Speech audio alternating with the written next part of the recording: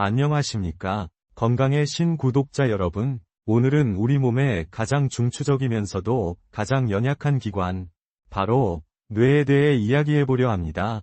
저는 오늘 여러분께 희망적인 이야기를 먼저 드리고 싶습니다.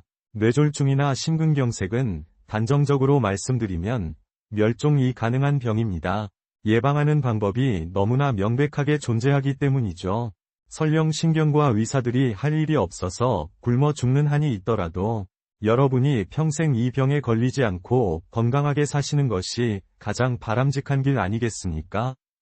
오늘 그 비결을 하나씩 풀어보겠습니다. 먼저 많은 분이 궁금해하시는 질문입니다. 뇌경색과 뇌출혈 중 무엇이 더 위험한가요? 통계적으로 보면 답은 명확합니다. 뇌경색의 사망률은 약 5% 내외지만 뇌출혈의 사망률은 무려 40%에 육박합니다. 왜 이렇게 차이가 클까요? 우리 몸의 다른 장기들, 예를 들어 근육은 거의 돌덩어리 수준으로 압력이 강합니다. 혈관이 터지려 해도 주변 근육이 꽉 잡아주니 크게 터지기 어렵죠. 하지만 뇌는 다릅니다. 뇌의 비중은 거의 물과 같습니다. 뇌는 물과 같은 상태이기 때문에 혈관벽을 지지해주는 외부의 힘이 거의 없습니다. 혈관이 파열될 상황이면 그냥 여지없이 터져버리고 내부 압력이 평형을 이룰 때까지 피가 쏟아져 나옵니다. 아주 작은 혈관이 터져도 뇌 속에서는 거대한 피떡, 즉 혈종이 되어버리는 이유가 바로 여기에 있습니다. 우리 조상들이 진화하면서 이 약한 뇌를 보호하려고 얼마나 애를 썼는지 아십니까? 가장 두꺼운 두개골로 감싸고 세 개의 막을 씌우고 심지어 뇌척수액이라는 물속에 뇌를 둥둥 띄워 부려까지 줬습니다. 그만큼 뇌는 충격과 오염에 취약합니다. 만약 뇌출혈이 생기면 어떤 일이 벌어질까요? 혈액은 반드시 혈관 안에서만 돌아야 합니다. 적혈구는 산소를 나르고 혈장은 영양분을 공급하며 혈관 안에서만 존재해야 하죠. 그런데 댐이 터지듯 혈관이 터져 피가 뇌 조직으로 흘러 들어가면 우리 몸은 이 혈액을 독성물질이자 외부 침입자로 인식합니다. 특히 적혈구 속의 헤모글로빈은 혈관 밖으로 나오는 순간 신경세포를 죽이는 무서운 독성을 띱니다. 사건은 여기서 끝나지 않습니다. 우리 몸의 방어체계인 백혈구가 출동합니다. 어라? 낯선 물질이 들어왔네? 하며 혈액을 잡아먹기 시작하죠. 이 과정을 우리는 염증이라고 부릅니다. 문제는 백혈구가 피만 골라먹는 게 아니라 피에 오염된 주변의 건강한 뇌세포까지 닥치는 대로 파괴한다는 점입니다. 마치 넘어져서 무릎이 까졌을 때 생기는 농과 같습니다. 그 농은 균과 싸우다 전사한 백혈구들의 시체인데 뇌 속에서도 이런 치열한 전쟁과 파괴가 일어나는 것이죠. 물리적인 압력으로 뇌가 눌리고 화학적인 독성으로 세포가 죽고 마지막으로 과잉 반응하는 염증 때문에 손상이 걷잡을 수 없이 커집니다. 복강내 출혈이라면 배를 열고 씻어내기라도 하겠지만 물과 같은 뇌는 그럴 수 없습니다. 씻어내려고 건드리는 순간 뇌는 완전히 망가져 버립니다. 그래서 뇌출혈은 현대의학으로도 참 다루기 힘든, 그래서 더더욱 예방이 중요한 질환인 것입니다. 하지만 걱정 마십시오. 이 무서운 과정을 미리 막는 방법은 분명히 있습니다. 자, 앞서 뇌출혈이 얼마나 무서운지, 왜 우리 뇌가 그렇게 연약한지 말씀드렸습니다. 그렇다면 이제 가장 중요한 질문이 남습니다. 선생님, 그 무서운 일이 나에게 일어나지 않게 하려면 대체 뭘 해야 합니까? 라는 질문이죠. 사실 뇌출혈 중에서도 가장 치명적인 것이 지주막하 출혈입니다. 이건 뇌 조직안이 아니라 뇌 바깥쪽에 큰 혈관이 터지는 건데 사망률이 무려 50%에 달합니다. 멀쩡하던 사람이 갑자기 쓰러져 손 쓸 새도 없이 세상을 떠나는 경우가 대개 이 경우입니다. 그런데 놀랍게도 이 비극의 85%는 뇌동맥류라는 녀석 때문입니다.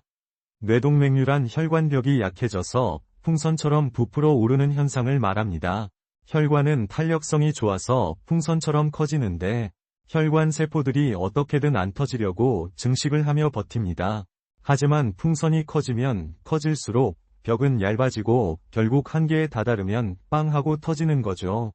무서운 건 이 동맥류가 웬만큼 커지기 전까지는 우리 몸에 아무런 증상을 주지 않는다는 겁니다. 몇 센티미터 크기로 자란 동맥류를 CT로 발견하고 의사인 저도 깜짝 놀라는데, 정작 환자분은 머리 아픈 적 한 번도 없었다 라고 말씀하시는 경우가 허다합니다.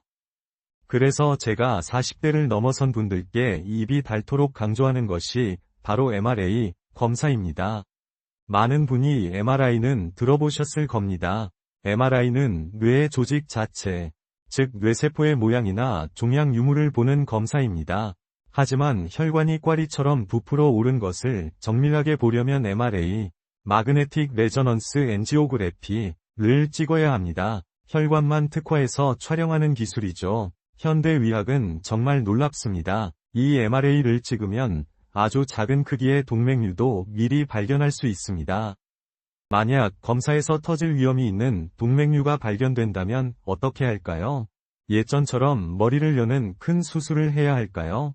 아닙니다. 요즘은 코일 색전술이라는 아주 간단한 시술이 있습니다. 허벅지 쪽 혈관을 통해 가느다란 관을 넣어 뇌까지 올린 뒤 부풀어 오른 꽈리 안에 백금으로 된 코일을 채워 넣는 방식입니다. 이렇게 하면 피가 그 안으로 들어가지 못하게 되고 평생 터질 걱정 없이 살 수 있습니다.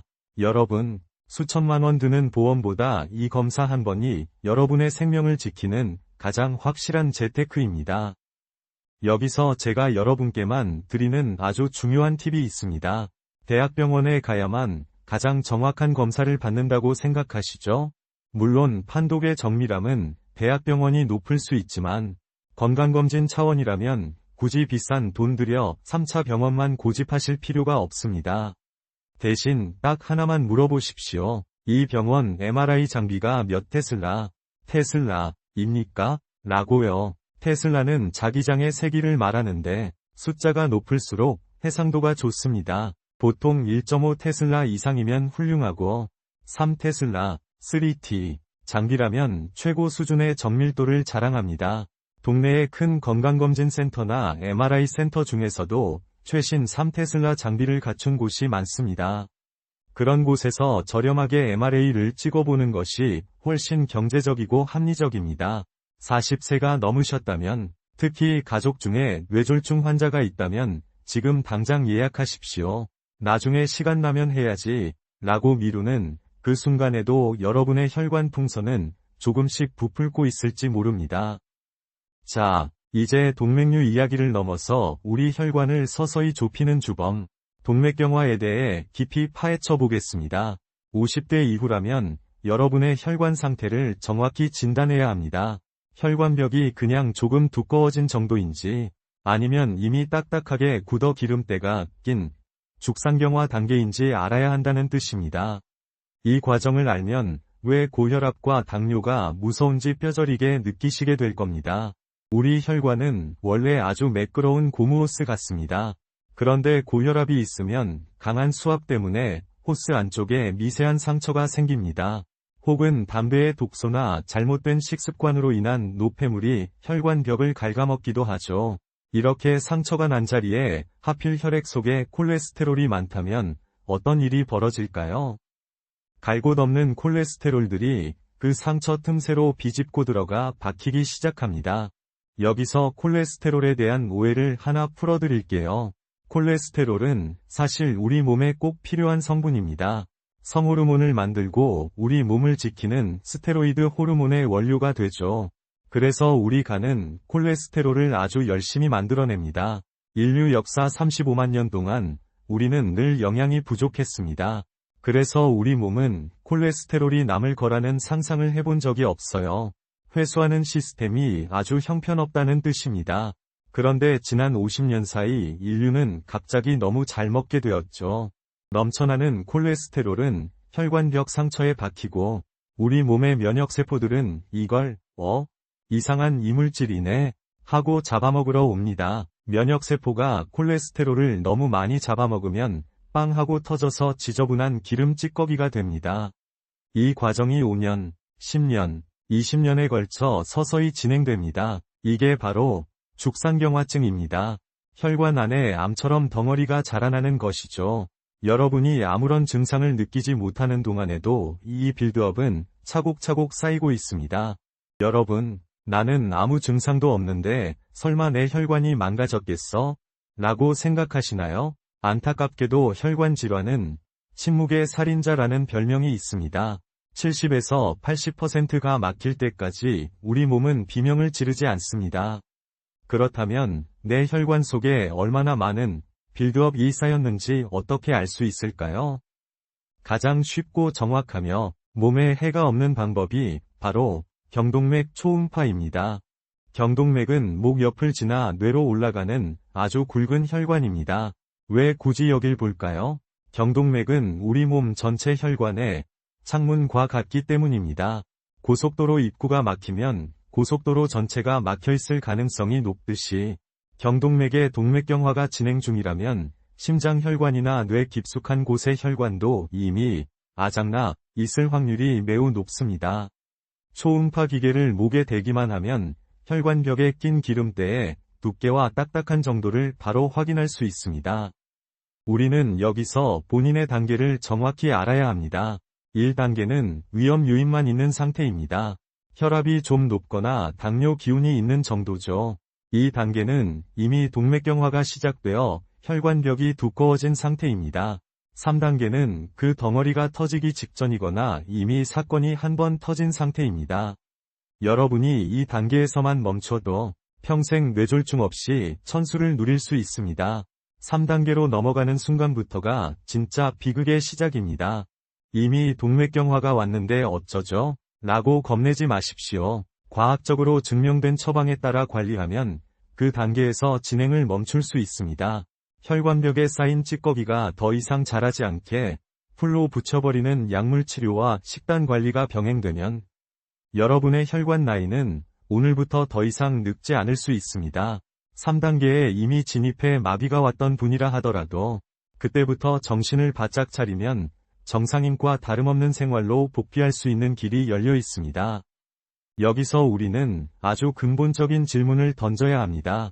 왜 우리 인간은 이렇게 혈관 질환에 취약하게 진화했을까요? 그 비밀은 바로 생존에 있습니다.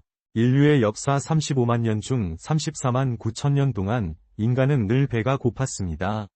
콜레스테롤은 세포막을 만들고 호르몬을 만드는 너무나 귀한 원료였기에 우리 몸은 콜레스테롤이 생기면 무조건 저장하고 절대 버리지 않도록 설계되었습니다. 간은 끊임없이 콜레스테롤을 만들어 혈액으로 보냅니다. 야, 나중에 굶을지도 모르니까 이거 빨리 가져다가 비축해. 라고 신호를 보내는 거죠. 그런데 현대 사회는 어떻습니까? 밥 한 공기에 든 탄수화물이 몸 안에서 포도당으로 변하고 우리 몸은 이 남는 포도당을 다시 콜레스테롤로 바꿔버립니다. 예전에는 귀한 자원이었던 콜레스테롤이 이제는 처치 곤란한 쓰레기가 되어 혈액 속을 떠돌게 된 것입니다. 우리 몸은 이 남는 콜레스테롤을 회수하는 능력이 거의 없습니다. 인류 역사상 이렇게 영양이 과잉된 적이 없었으니까요. 갈 곳 없는 콜레스테롤들은 결국 혈관벽의 작은 상처들 사이로 숨어버립니다. 거기서 면역세포들과 싸우며 고름을 만들고 혈관을 좁힙니다. 이것이 바로 우리가 겪고 있는 고지혈증과 동맥경화의 슬픈 진실입니다. 즉, 우리가 너무 잘 먹어서 생기는 풍요의 저주인 셈이죠. 하지만 이 원리를 안다면 해결책도 명확합니다. 우리 몸의 진화 속도보다 환경의 변화가 빨랐다면 이제는 우리가 의도적으로 몸을 속여야 합니다. 내 몸엔 이미 충분한 자원이 있어. 이제 그만 쌓아도 돼. 라는 신호를 보내야 하죠. 그 신호가 바로 소식과 유산소 운동입니다. 특히 탄수화물 섭취를 줄이는 것만으로도 간에서 콜레스테롤을 과잉 생산하는 것을 막을 수 있습니다. 여러분, 이제 결론에 다다르고 있습니다. 뇌졸중과 심근경색은 멸종이 가능한 병이라고 말씀드렸죠. 그 이유는 이 병들이 어느 날 갑자기 하늘에서 떨어지는 날벼락이 아니라 수십 년에 걸친 우리 생활 습관의 결과물이기 때문입니다. 결과가 마음에 안 든다면 원인을 바꾸면 됩니다. 그 원인을 바꾸는 4가지 기둥을 지금부터 아주 구체적으로 짚어드리겠습니다. 첫 번째 기둥은 유산소 운동입니다. 많은 분이 운동하라고 하면 등산을 가거나 무거운 덤벨을 듭니다. 하지만 혈관 건강에 가장 좋은 것은 심장이 약간 두근거릴 정도의 유산소 운동입니다. 하루에 딱 1시간만 투자하십시오. 만약 1시간이 너무 힘들다면 20분씩 3번으로 나누셔도 좋습니다. 우리 몸은 몰아서 하는 운동보다 규칙적으로 들어오는 자극에 더 민감하게 반응합니다. 숨이 차서 대화하기가 약간 힘든 정도의 속보. 그것이 여러분의 혈관을 청소하는 가장 강력한 빗자루입니다. 두 번째 기둥은 식단이 아닌 식습관입니다.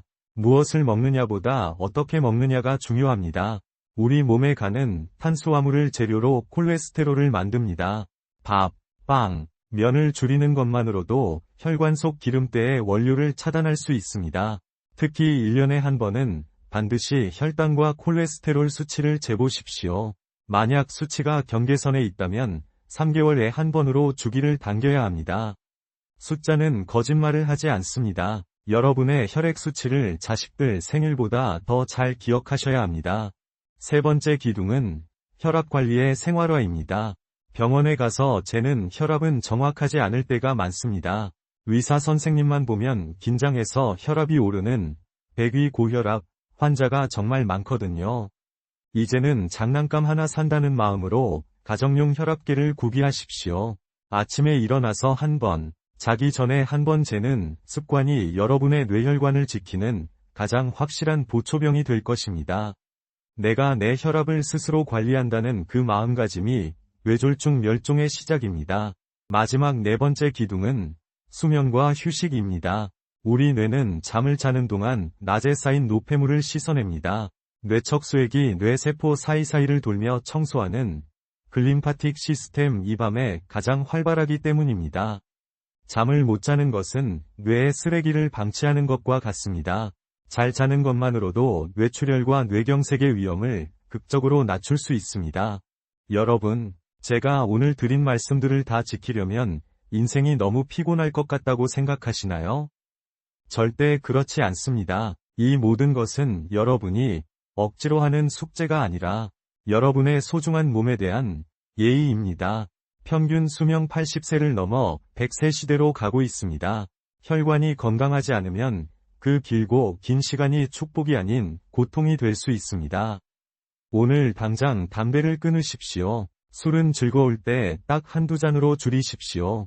그리고 거울을 보며 말씀하십시오. 내 혈관은 오늘부터 다시 젊어진다. 뇌졸중은 예고 없이 찾아오지만 예방은 우리가 예고하고 시작할 수 있습니다. 40대, 50대, 심지어 70대라도 늦지 않았습니다. 지금 이 영상을 보고 계신 이 순간이 바로 여러분의 혈관이 다시 태어나는 골든타임입니다. 지금까지 서울대학교 병원 신경과 이승훈 교수의 지혜를 바탕으로 뇌 건강의 모든 것을 알아보았습니다. 오늘 배운 내용을 한 문장으로 요약하자면 뇌는 연약하지만 우리의 노력은 강하다는 것입니다. 여러분의 뇌가 멈추기 전에, 여러분의 혈관이 비명을 지르기 전에 오늘 알려드린 작은 습관 하나부터 실천해 보시기 바랍니다. 여러분의 건강한 인생 2막을 진심으로 응원합니다. 이 영상이 도움이 되셨다면 주변의 소중한 분들에게도 공유해 주세요. 여러분의 공유 한 번이 누군가에게는 생명의 밧줄이 될 수 있습니다. 구독과 좋아요는 여러분의 건강을 지키는 가장 쉬운 방법입니다. 시청해 주셔서 감사합니다. 건강한 하루 되십시오.